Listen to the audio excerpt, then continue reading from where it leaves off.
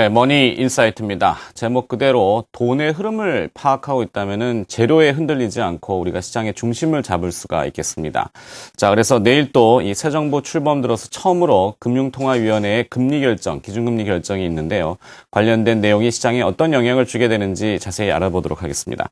대한금융경제연구소의 정명수 부소장 함께합니다. 안녕하십니까? 안녕하십니까? 자, 처음 열리는 금통입니다. 새 정부 출범 들어서 시장의 기대감도 있고 또 반면에는 그저 그럴 것이다 이런 얘기도 있는데요. 최근 며칠 들어서 동결 쪽으로 굉장히 우세해지고 있습니다. 이 금리 전망 어떻게 하고 계십니까? 네, 지난해 이제 두 차례 금리를 내린 이후에 우리나라 기준금리가 이제 2.75%에 묶여 있는데요. 앞서 두 차례 금통위에서 금리를 내려야 한다는 금통위원이 이제 한 명 있고, 나머지 6분은 금리 동결을 이제 주장하셨어요. 근데 갑자기 기조를 바꿔서 금리를 내린다거나 이렇게 될 것 같지는 않은데, 저는 개인적으로는 한 6대4 정도로, 금리를 낮출 가능성도 있다고 봅니다. 한국은행 이제 김중수 총재가, 금통위 직후에 갖는 이제 여러 가지 기자회견 이런 자리에서는 좀 절제된 표현을 많이 쓰시기 때문에 통화정책 방향이 잘 읽혀지지 않는데요. 지난달 금리를 동결하면서 지정학적 위험 이런 표현을 쓰셨어요. 당시 이제 북한 핵실험이 있은 직후였기 때문에 죄송합니다. 그걸 의식한 것이었는데 지금 한반도의 국제정치 상황이나 이런 게 더 긴장 국면에 가 있고 또 말씀하신 대로 지금 새 정부 들어서 처음으로 금통위가 열리는 거기 때문에 상징적인 조치가 나올 가능성도 저는 있다고 봅니다. 사실 이제 우리나라 경기 상황을 보면은 대외적인 변수나 이런 게 우호적이지 않거든요. 정책 당국자들이 이제 대응하기에는 마땅한 카드가 사실 별로 없습니다. 외환 시장과 국제 경제 흐름에 이제 맞춰야 되는 부분이기 때문에 우리 뜻만으로는 안 되는 부분이 있다는 거죠. 미국, 일본 이런 쪽에서는 계속 선진국들이 이른바 비정형적인 통화 정책을 구사하고 있어서 우리나라 중앙은행도 이렇게 전공법으로만 가기에는 좀 어려운 점이 많이 있습니다. 그렇군요. 자, 이 금리 정책은 사실 타이밍 아니겠습니까? 맞습니다. 매번 금통위나 아니면 외환 당국의 움직임도 물론 사후적인 경향이 많아서 실기 얘기가 되게 많이 거론이 됐었는데요. 어찌 보면 시장의 기대를 넘어서서 기습적인 표현은 그렇습니다만 기준금리를 인하하게 되면 파급 효과가 더 나타날 수 있겠는데, 자, 일단 한국은행의 태도가 좀 소극적이지 않나 하는 생각이 좀 듭니다. 이 채권 시장을 살펴보게 되면은 국고채 3년물 시장 금리가 2.62%, 기준금리인 2.75%를 하회하고 있습니다. 맞습니다.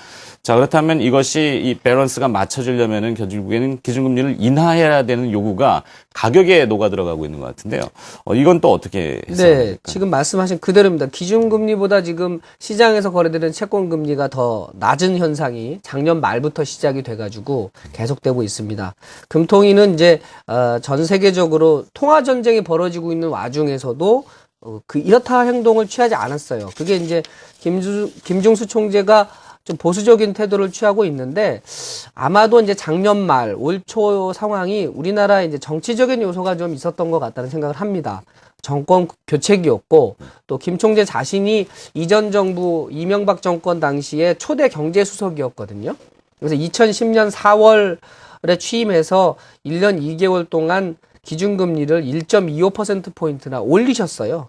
2008년 금융위기 직후에 이제 떨어뜨렸던 금리를 정책금리를 계속 올리는 역할만 수행을 하셨는데 작년에 이제 두 차례 금리를 낮추면서 금리 인하로 정책을 이제 선회하셨죠. 그리고 나서 계속 동결인데 이제 새 정부가 들어선 상태고 또 무엇보다 새 정부의 컨트롤 타워죠. 경제부총리가 이제 공공연하게 정책조합 팔러스 믹스 이런 얘기를 하신단 말이죠.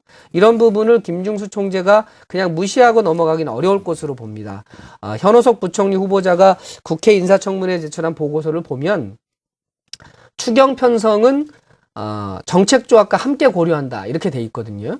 여기서 이제 정책조합이라는 건 이제 정부가 재정 확대를 할 때 한국은행의 금융 완화도 같이 하겠다 이런 거로 이제 해석이 되니까 어떤 정책적 변화를 추구할 때 정부하고 하는 이제 교감을 계속 하면서 이제 새 정부가 들어섰고 새로운 부총리가 들어오면 이게 활발해지겠죠.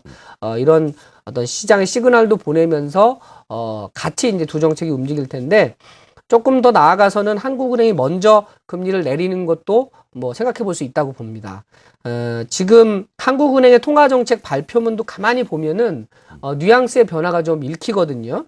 지난해 9월에 보면은 우리 경제의 성장 잠재력이 훼손될 우려가 있다. 뭐 이런 표현이 등장했어요. 그리고 나서 10월에 곧바로 금리를 내렸고 올 1월에도 금리를 동결하긴 했습니다만 저성장 지속으로 성장 잠재력이 훼손한다. 뭐 이런 표현이 또 나왔고요. 2월에는 뭐 우리나라의 지정학적 위협 이런 얘기를 거론을 했죠. 핵실험을 의식한 건데 정책 방향을 이제 바꾸려고 하면은 이제 그 전에 이제 시장에 신호를 보내야 되는데 그런 시그널들이 쌓이고 있다는 느낌을 저는 받습니다. 네. 자, 이 신호가 적체되고 있으면 결국엔 풀어줘야 되는데, 이번에 과연 금통위가 어떤 결정을 할지, 한때 과거에는 재경부 쪽에서 금통위의 열석, 이 열석이라는 용어를 해석하느라고 아주 시장이 또 난리가 한번 난 적이 과거에도 있었는데, 결국엔 정부의 입김이 많이 작용을 할 수밖에 없는 현재 상황 아니겠습니까? 일본 같은 경우도 중앙은행 총재를 조기에 교체시켜버리는 엔저 정책을 쓰고 있는데, 자, 이렇게 주변국들의 동향이라든지 이머징 국가들의 통화 정책은 사실 대외 환경에 많은 영향을 받게 되는데 이 터키라든지 멕시코 이쪽은 현재 또 이 글로벌 양적 완화의 기준금리 정책을 상당히 쓰는데 난해하다고요. 이건 또 어떤 의미입니까? 네, 지금 말씀하신 대로 미국, 일본, 유럽 이런 데서 양적 완화 정책을 구사하면서 그게 이제 얼마 전에 있었던 G20, G7에서 일종의 추인을 받은 셈입니다. 내부적으로 경기를 부양하기 위해서 어떤 양적 완화를 하는 거는 오케이, 괜찮다. 이런 식으로 나오니까 그게 이제 불똥이 거꾸로 엉뚱하게 이제 이머징 마켓 쪽으로 튀었는데 대표적인 사례가 이제 지난달 19일 터키 중앙은행이 중앙은행 대출금리, 우리나라의 기준금리 같은 건데 그거를 8.5에서 0.25%포인트 떨어뜨렸어요. 그래서 동시에 그 외화 지급 준비율은 11.5%로 0.4%포인트를 올렸습니다. 그러니까 한쪽에서는 금리를 낮추고 또 외화 통화는 흡수하는 좀 상반된 정책을 구사했는데 터키도 우리나라 원화처럼 리라화가 강세를 나타내면 수출이나 이런 데 영향을 받으니까 금리를 떨어뜨려서 그런 걸 좀 막으려고 하면서 금리가 너무 내려가면 또 내부의 어떤 인플레 압력이라든지 뭐 이런 게 커지니까 지준율을 인상해서 보는 통화를 끌어들였단 말이죠. 네.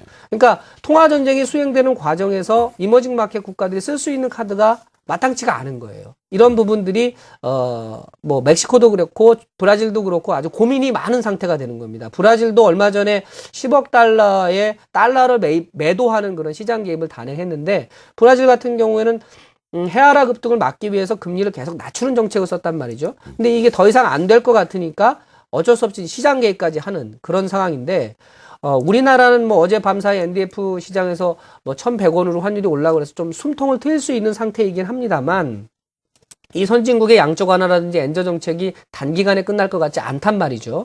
그럼 이런 파산 공세를 어떻게든지 견뎌내야 되는데 그러려면 우리가 한국은행이나 정부 쪽에서 분명한 어떤 시그널을 보내가지고 이게 우리가 정책을 이렇게 바꾼다라고 하는 걸 명확하게 알려줘야 되거든요. 금리를 낮춘다면 어떤 명분에서 낮추는 거고 이게 일회성으로 끝나는 게 아니라 어떤 지속적인 어떤 정책의 변화다라고 하는 거를 분명한 어조로 시장에 얘기를 해줘야 될 겁니다. 네. 자, 이 경우의 수는 딱 두 가지입니다. 뭐 이번에 금리 결정은 동결 아니면 인하 아니겠습니까? 뭐 상식을 뛰어넘어서 인상이 된다든지 이런 경우는 있을 수가 없는 건데 동결이나 인하가 됐을 경우에 시장의 반응이 궁금하고요. 거기에 맞추는 또 우리 주식 투자를 하시는 분들, 이런 분들은 또 투자 전략 세우는데 어떻게 참고를 좀 해보면 좋을까요? 네, 일단 금리가 동결되더라도 그 통화정책 방향이 어떻게 된다라고 하는 신호가 나올 게 굉장히 중요한데요. 그 신호를 잘 읽으셔야 되는데 개인적으로는 아마 이번 금통위에서는 그런 신호가 나왔으면 하는 바람입니다. 그건 이제 새 정부의 경기 부양 의지를 반영하는 형태의 이제 시그널이 나올 거고 곧 이제 부총리가 국회 인준이 끝나면은 이제 취임을 하시게 될 텐데 그러면 적극적으로 추경 편성도 하시게 되겠죠. 그러면 한국은행도 이거에 맞춰서 이제 금리 인하라든가 이런 얘기를 하게 될 거고 그럼 주식시장을 어떻게 반응할 거냐? 경기 부양의 강도에 따라서 그게 먼저 미리 선반영하는 그런 게 나오겠죠.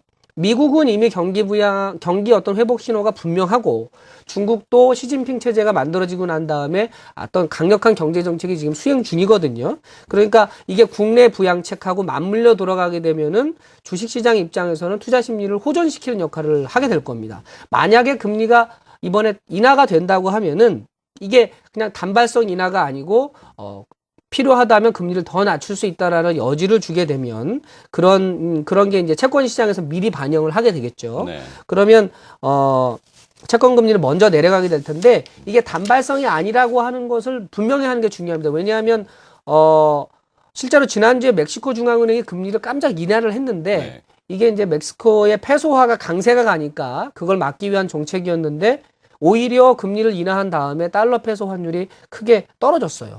왜냐하면 멕시코 중앙은행이 금리를 낮추면서 쓸데없는 표현을 그 시장에다가 줘가지고 해석을 잘못했군요.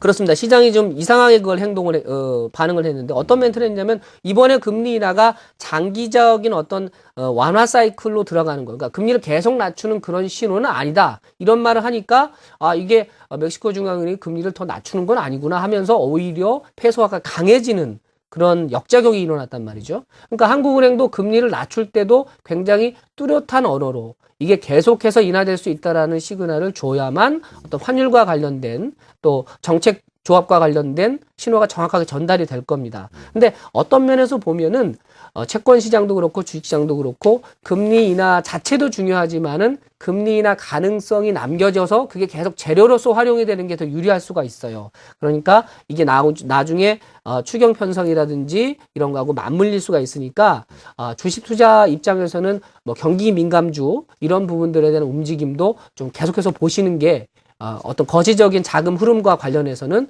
투자 전략이 될 수 있다고 봅니다. 그렇군요. 자, 중요한 메시지를 전해주셨습니다. 동결이던 인하던 시장이 오해할 수 있는 애매모호한 그 표현이 아니라 금통위 유사록에서 시그널을 확실히 전해줘야지만이 시장이 제대로 반응을 할 것이다. 이렇게 얘기해 주셨고요. 이 현오석 그 부총리 겸 기획재정부 장관 내정자는 경제 하방 위험이 확대되고 있어서 추경을 검토할 수 있다. 이런 발언도 했군요. 거기에 또 최근에 소비자 물가가 여러분들의 그 시장 바구니 물가하고는 다르게 많이 안정을 찾고 있기 때문에 금리 인하 시그널은 시장에서 많이 요구되는 그런 상황인 것 같습니다. 어찌됐건 간에 주시장이 좀 확 뚫릴 수 있는 어떤 그런 계기가 동인이 좀 내일 나왔으면 하는 바람도 가져봅니다. 자, 머니 인사이트. 오늘은 그 금리와 관련돼서 새 정부 들어서 첫 금통위 관련 내용 들어봤습니다. 도움 말씀 주신 분은 대한금융경제연구소의 정명수 부소장이었습니다. 고맙습니다. 감사합니다.